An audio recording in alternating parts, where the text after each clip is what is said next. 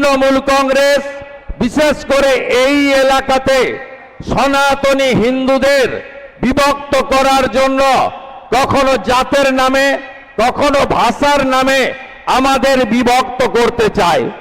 কিন্তু আপনি মমতা বন্দ্যোপাধ্যায় বা তৃণমূল কংগ্রেসকে কখনো বলতে শুনবেন না যে আমডাঙ্গার মুসলমানরা তারা বাংলাতে কথা বলে, টিটাগড়ের মুসলমানরা হিন্দিতে কথা বলে।